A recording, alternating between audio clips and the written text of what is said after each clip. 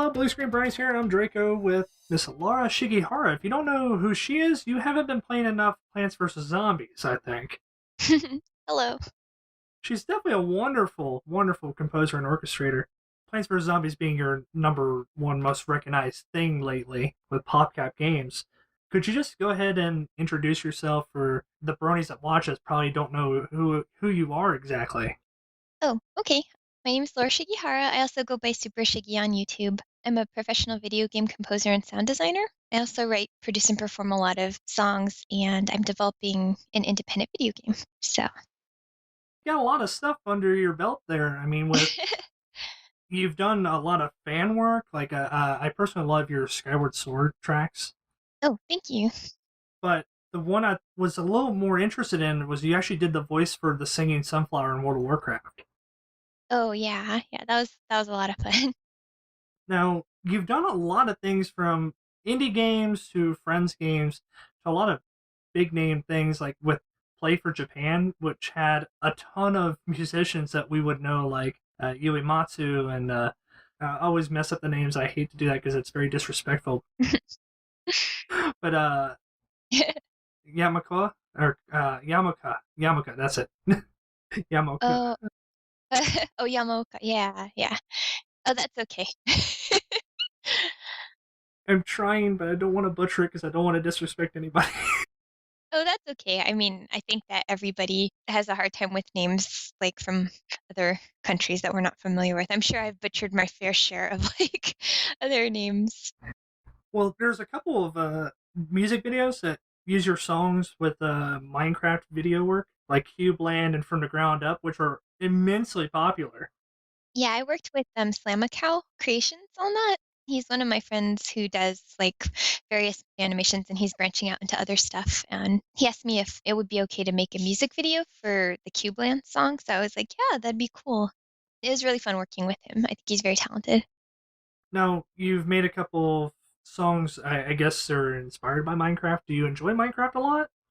I do. Yeah, I haven't played in a while, but I used to play a lot more.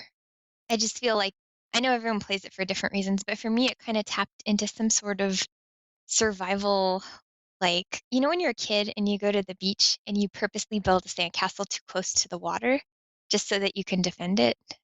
I think everybody knows that. That's kind of what it felt like to me. Sort of like, I don't know, that really exciting feeling of building up a fort and just like, I always played on survival mode because I liked having the threat of bad guys around. It just made it more exciting. But yeah, I played a lot of Minecraft. All right. Now, can you just go through how you got started in video game composition, video game sound engineering, or sound design, rather? Oh, sure. Let's see. So I was classically trained on the piano from a young age, and so I was like pretty interested in music. And I always liked video game music too. Like when I was a kid, I played a lot of Mega Man and Capcom games.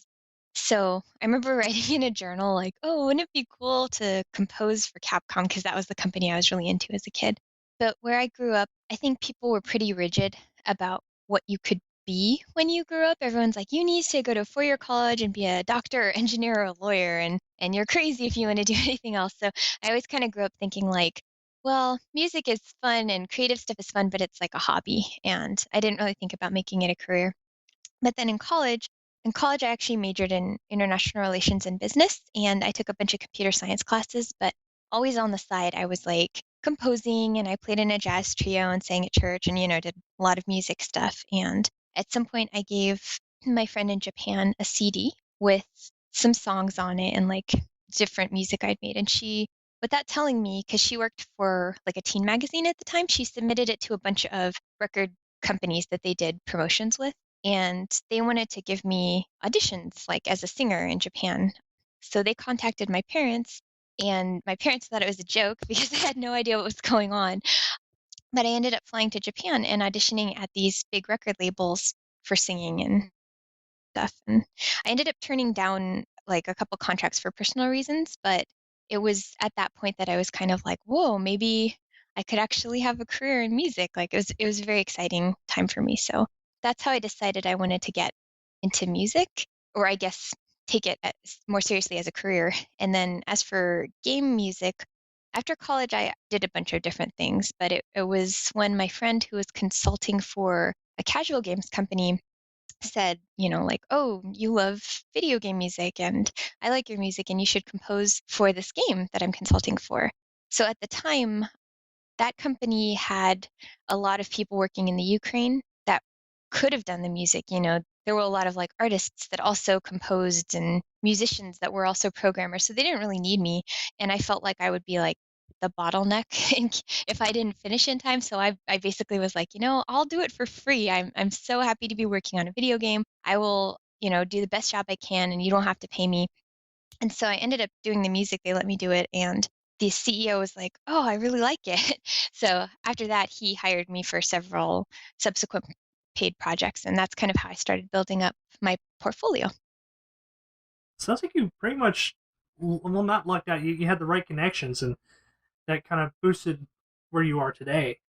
And I just want to ask, when you were composing, did you ever have a point in time where you thought that, oh, this isn't good enough, or this doesn't quite match what I want to do, but had to submit it anyway because of a deadline?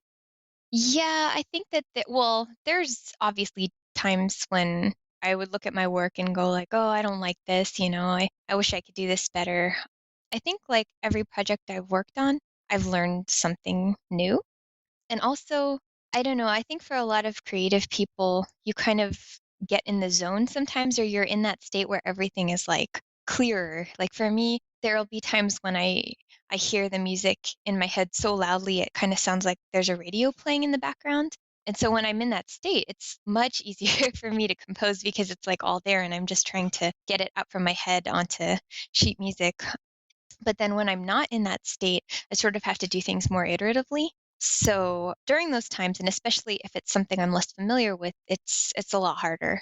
But I try my best and usually end up learning something in the process. Well, it's always good to learn as you go, and you kind of adapt as you go there. Now, I did notice something since you like Minecraft a lot. I noticed that you partnered with C418, who's composer for a lot of Minecraft stuff. Mm-hmm. How was that working with him? Was it fun? Was it interesting? Did you kind of fangirl a little bit, maybe? Um, he's one of my friends, actually. Like the game audio community is pretty small. So like a lot of us know each other and we've, hung out before at the game developers conference and stuff like that. So we just had been meaning to collaborate for a while on something. I think I actually met him through TIG Source, which is an independent games community like a while back. And it was fun working on it. Like he sent the song over without like any words or anything or any like singing melody. And I just kind of messed around with it and, just like tried to sing along, get a melody and then write the words in. And so it was a fun process. And he's really easygoing and fun to work with. So yeah. Well, it's always good. It seems like you made a lot of friends in the music industry a little bit there. Yeah, it's a small community. I think I've been pretty actively involved in the indie game community for a while. So just like, every year the industry gets smaller. I think when I first started doing work, I didn't really know anyone, but then every year you meet new people and those people know people and it just becomes like a lot smaller over time. All right, so you evidently like games. What's your favorite game genre to play? Oh, genre? Huh, let's see. That's a tough one because I like games from like every genre. But I think if I had to pick one, probably like action adventure or like action RPG type games. Things that sort of fall into like Chrono Trigger or Secret of Mana. I don't know, do you call it action adventure? The ones where you move around, like you level up and there's like a story and everything, but you can control yourself during battle, like you're not locked into battle. Yeah, kind of like Darksiders or Devil May Cry a little bit, except with a leveling feature instead. So maybe like Castlevania Symphony of the Night. Yeah, I like those as well, but sort of like Zelda Link to the Past, where you can move around the open world and you can fight enemies, but then you level up in the sense that you might encounter like a big stone that you can't move at first, but then you get an item that allows you to break the stone and go to another area, and you're sort of teased the whole game, like, hey, what's beyond this area? And you can't get there until you get the sort of lock and key item. Like I really like games like that and games with good stories. I also really like StarCraft and games that engage you a lot. Like, I joked to my friend once that, I had hurt my finger and I took Advil for it, but then one time I didn't have Advil and I just played StarCraft, and it was, like, just as effective as a painkiller. Never heard that one before, but I'm sure a lot of people can attest to that. Yeah. Okay, now what's your favorite game overall? Like, if you had to choose just one, which is the one that you keep going back to play over and over again? Well, that's tough because I have a favorite game of all time, but I also have a couple games that are, like, my most replayable games. So, my favorite game of all time is Chrono Trigger, and I think the game that I've played the most in terms of it has a beginning and end, and I've passed it the most times is probably Legend of Zelda: Link to the Past or Secret of Mana. Ooh, Secret of Mana. Yeah, I love that game. No, a lot of people love that game. It's hard for me to pick just one. Yeah, it's really hard to pick just one. I'm there, and I can pick probably about 17 different ones I like to play. Now, I've got a friend in the community. I don't know if you're into the Brony community or not. Galaxy Art does a lot of animations and whatnot. He basically took To the Moon, Mhm, like the intro sequence with the song that you composed, mhm. and he ponified it. And he gives Rainbow Dash, Applejack, Rarity, Twilight in there. Pretty interesting. Oh, that's cool. I should check that out sometime. What do you think of fan work like that? Like, there's a bunch of fan work just for the Plants vs Zombies, zombie on your lawn type of stuff. People live actioning it, people Mhm. actually drawing it out on like Flipnote and stuff. What do you think of fan art like that, or fan works like that for music that you've created? Oh, I think it's great. I mean, anytime anyone sends me something, I always feel so, like, honored that anyone took the time to do something like that. I try to keep, like on my YouTube, for example, I try to keep, like, a playlist of remixes, or covers that people have done. So, like yeah, 'cause I just think it's really cool, sort of people being creative and getting into it. Yeah. Okay, we talked a little bit about before we started recording here. You are into My Little Pony a little bit there. You said you like Pinkie Pie and Fluttershy. Are there any other ponies that you kind of relate to or really enjoy listening to?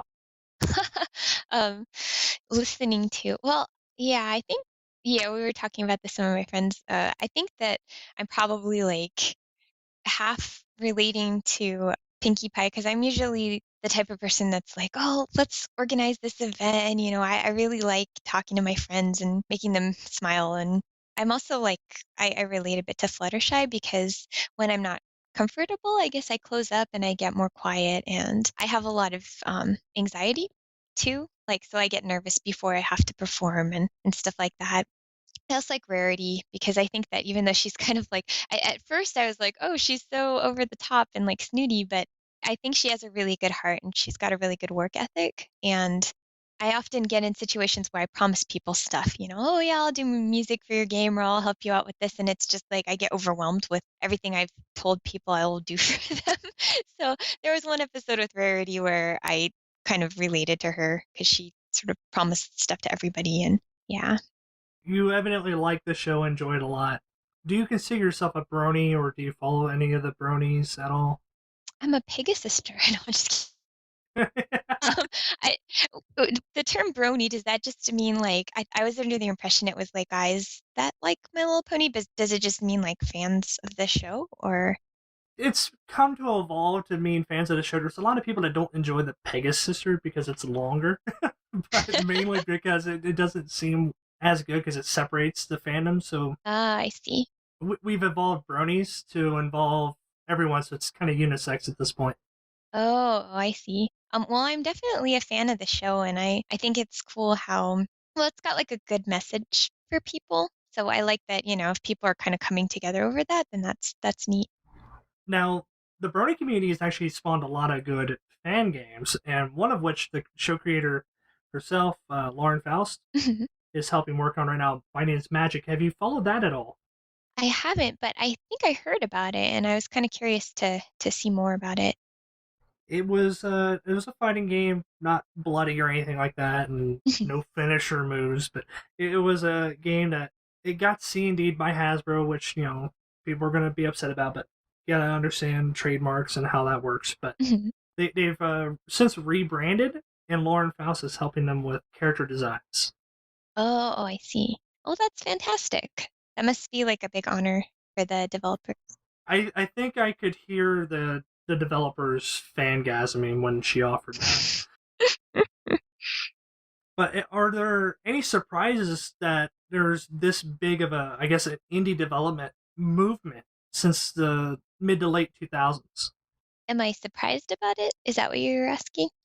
Yeah, are you surprised about it? Did you kind of expect it? What's your feeling on the indie movement? I don't know if I was surprised or not surprised. I don't know if I thought about that, but I have for a while just kind of been anticipating the decentralization of a lot of big media industries, like the recording industry, for example, like both with music and games. Before, like, 20 years ago, everything was coming out of big companies, and it was very difficult if you wanted to do something on your own. Whereas now, it's, a single person that's not affiliated with a company can they can make their own game if they want, or they can publish an album and get a following of supporters. And I think that's really, really great. And I'm kind of hoping for other industries too that are sort of controlled by larger companies that there will be more decentralization. Some of my writer friends, for example, would love to get their books published, but it's been difficult for them. So I'm hoping that there will be a similar kind of movement in those areas. As for indie games in particular, I think it's fantastic because for a while I almost felt like the industry was kind of growing stagnant, like a lot of sequels and a lot of just clones. And when you have people who can make their own games, I think it encourages a lot of creativity and growth. So some of, the most creative things that I've played in the last 10 years or so have come out of the independent game community. So I think it's wonderful. Well, definitely, a lot of the indie games are really good, and just a few of them, like Minecraft, is considered an indie game because it came out of nowhere, had no publisher really, and Mhm. here it was, very popular. Yeah. Mhm. Now, if you could go back or forward in time, or say present, what was the one game that you wish you could have or want to work on? um, let's see. That's a tough one. I mean, I guess it would probably just be one of the games that I personally enjoyed, but at the same time, like, I think I really like doing vocal music, and back in the old days, it was a little harder to include that sort of stuff, so maybe hmm, I don't know. That's a hard one. Um, Maybe one of the recent Zelda games or Final Fantasy games, 'cause I would really have liked to contribute maybe like an ending vocal theme or something like that. I mean, Final Fantasy's had amazing vocal work. I mean, they still play Eyes on Me in Japan, I hear. And I remember watching an interview with Mr. Uematsu that he's just surprised every time it plays on the radio because people love the song so much. Now, is there a favorite video game composer that you personally enjoy more than the others? Or is the entire scene pretty much leveled out and they're all good? Oh, I think my favorite game composer is probably Yasunori Mitsuda. So he did like Xenogears and Chrono Trigger, Chrono Cross, and I think his work is just it's very melodic, so it's very memorable and it's complex, but it's still easy to sort of like understand what he's trying to do. I think, well, I'm a big fan of classical music, but I think a lot of my friends like classical music is not super relatable to them. They don't really like it, but a lot of the things that classical composers do can be found in video game music, like counterpoint melodies and, like the kind of stuff you'd hear in symphonias and inventos and really kind of being creative with the arrangement itself. So I think his music has a lot of that, but it also has these sort of unique and whimsical, mysterious melodies that I really, really like. And I was so honored because I got to talk to him and he actually knew who I was. So I was like so flattered. But yeah. That's definitely a flattering moment when someone that you kind of idol knows who you are. But I like a lot of composers. I really like Uematsu, of course. He's sort of like you know, kind of one of the original people. And who else? Well, Akira Yamaoka is really cool. And Yoko Kanno. Well, she's done some games and stuff, but I like her music a lot. Yoko Shimomura is good. Yoko Kanno has done a lot of music. If I'm trying to remember because I've got such a vast library of music. I think she did Tank, but it wasn't. Mm. Was it? She wrote Tank, and I can't remember who played it now. But Oh, Cowboy oh. Bebop, if people don't know. Now, there's a lot of big names out there for musical composition that it's kind of, I guess you could say, disheartening for some people because they're always thinking that, oh, I'll never be that good. What's the one piece of advice you can say to someone who's looking to go into game composition, and what is the one major mistake most people make? Let's see. I think that, well, I always say this as a caveat, like, this is not the kind of thing you would want to do unless it's like something you're really, really passionate about because it's hard to make a living off of. Like, you have to do a lot of different jobs and get your foot in the door and be working for a long time before you can actually make a living off of it. And I think a lot of people don't realize that. Like, I see people coming over from the movie industry kind of thinking like, well, we had a hard time making, a good living doing film and TV, but now this video game avenue is open for us, and we're gonna do that because it's like a gold mine, and it's really not. I mean, like, I think, like, the most famous video game composers are nowhere near as, in terms if people do this for money reasons, like, they're not making as much as film composers, and on top of that, there's actually fewer opportunities for game composers. Just because in Hollywood, for example, like, to do music for film, a lot of times there's lots of different positions. You have, like, orchestrators and all the different people in the orchestra, and it takes lots of people to put together a score, whereas in video games, oftentimes one company only needs one composer and they don't even need to hire them full time. They just have to contract out, and that composer will usually contract out to multiple different companies because they can handle a lot of games at the same time. So I think that it should really be something that you do if you're really, really passionate about it. It's really what you want to do. As for like a tip for people wanting to get in, I would just say keep honing your craft, like just keep making music and then look for opportunities to be able to practice that you can put on your resume or in your portfolio. So a lot of people think they have to jump straight to doing big commercial games or trying to work at a company and then they get discouraged because they aren't able to find jobs. So one thing you can do is go to independent game communities, for example, like indiegames.com or tigsource.com or places like that, and go to their portfolio section and try to see if you can get work, with people on community games or contests or mods. So then at least you're starting to build your portfolio because everyone says it's all about getting your foot in the door and it's all about just like consistency and building your portfolio, you know. So that would be my major tip. All right. Well, most people, if they don't follow you, wouldn't know that you were making a game for a while there called Mm. Mellaloon. Uh, can you go into a little bit of why you started that project? Yeah, okay. So that game I started a long time ago, and I kinda took a bit of a hiatus 'cause I worked at EA for a couple years as an audio director, so even though they gave me permission to work on it, like, I just didn't really have time. But back in the beginning when I was working on the game, I think what I wanted to do was sort of express 2 things, like, one was the story that I'd been writing for a long time, and the second thing was sort of, I guess, the joy that I get out of composing. Like, to me, I always was fascinated by old Nintendo music because I was listening to it and thinking, "Oh, it's not just this one melody, like, there's this bass line that's a melody in and of itself, and there's this other thing going on that's also a melody, and even though there's all these different things, they fit together like a puzzle and they all sound good together." And so that was one of the most fascinating things to me about composition and arranging. So I created these dungeons in the game where you pick up different melodies, and as you put them together by solving different parts of the dungeon, the background music changes accordingly. I wanted it to be not just something where it was like, here's one note playing. I wanted it to actually sound like a song in and of itself. So there would be like three different parts, each of them were songs and they'd all fit together as a whole. And I kind of just wanted to show people like, well, this is what I love about composing, coming up with something that is greater than its parts, I guess. And yeah, so that's how it got started. Well, that's very interesting and very neat idea for a game, really.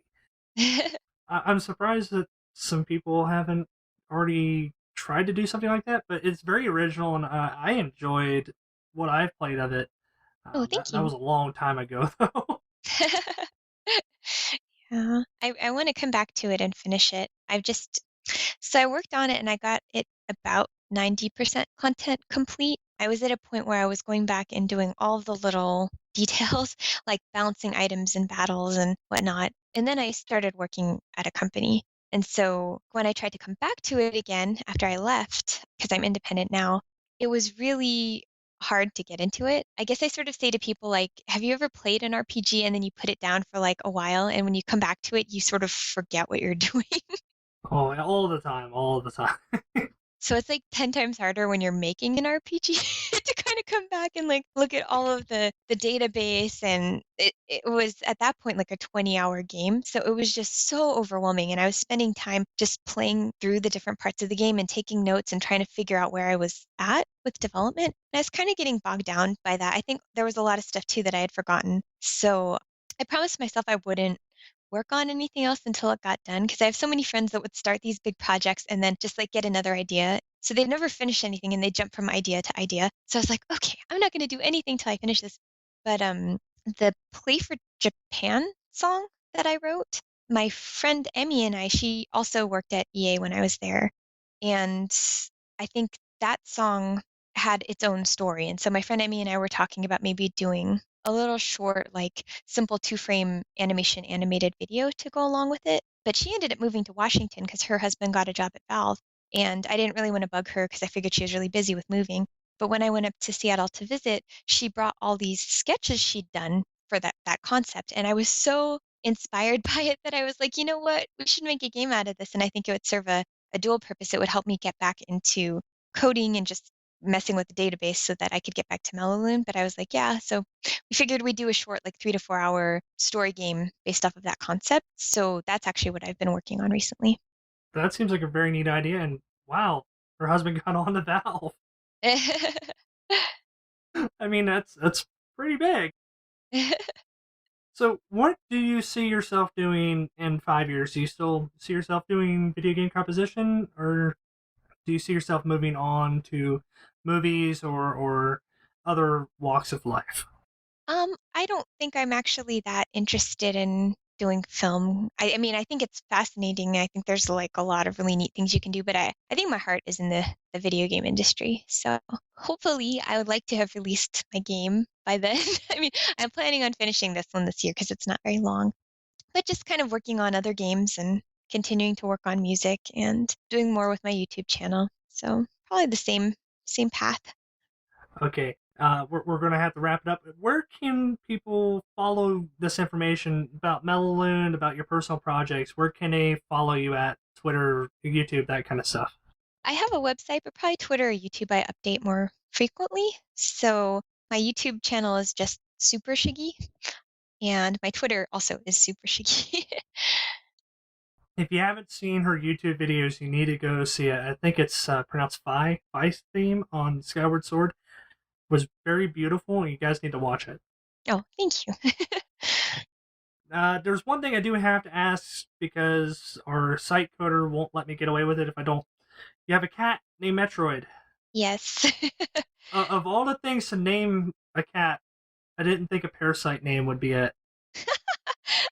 Um, I I don't know exactly how that came about. I think it wasn't even because I was like, oh, the game I want to name it after. Well, obviously it was named after the game, but it was more just like talking about like how it would be funny to name a cat Metroid, and then if there was ever a dog to name the dog Mother Brain. So it's sort of random.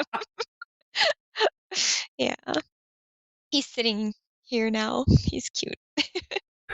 It's a really random name. I was trying to piece it together. I was like, she either loves a game or that cat eats like no other. Well, I do like Castlevania and Metroidvania type games, but it was actually more just a random thing like, haha, wouldn't it be funny to name a cat Metroid? And then there it is. Yeah, yeah. All right, Laura, thank you for joining me here on this interview. And I thoroughly enjoy your work and hope you continue to keep doing it. Oh, thank you so much. I had a really fun time. If you guys haven't already, go buy Plants vs. Zombies from PopCap Games. Help support Laura and all of her work and also play a good game.